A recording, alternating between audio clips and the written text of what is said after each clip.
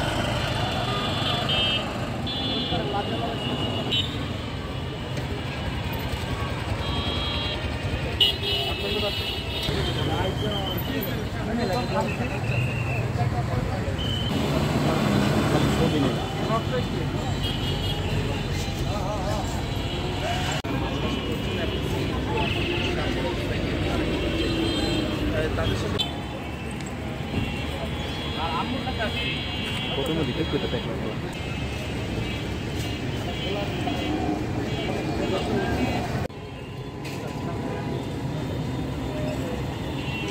মাদক উদ্ধার, অবৈধ অস্ত্র উদ্ধার এবং কিশোর গ্যাংয়ের মতো অপরাধীদের আমরা পাকড়াও করার জন্য আমরা এই চেকপোস্ট পরিচালনা করতেছি এবং আমাদের এই চেকপোস্ট চলমান থাকবে। আমরা প্রতিদিন হঠাৎ করে চেকপোস্ট করবো, যাতে নারায়ণগঞ্জে আমাদের ক্রাইমগুলো অনেকাংশে আমরা কমাতে পারি এবং র্যাব 11 আমরা এই কার্যক্রম নারায়ণগঞ্জে আমরা পরিচালনা করবো। আমাদের এই বিষয়ে আমরা লক্ষ্য রেখে আমরা কিন্তু কার্যক্রম চালিয়ে যাচ্ছি। গত মাসে আমরা কিশোর গ্যাংয়ের উপরে একটা অপারেশন চালিয়েছি।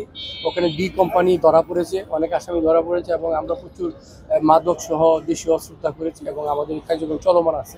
আগামীতে আমরা আরও বলিষ্ঠভাবে এই অপারেশন পরিচালনা করব।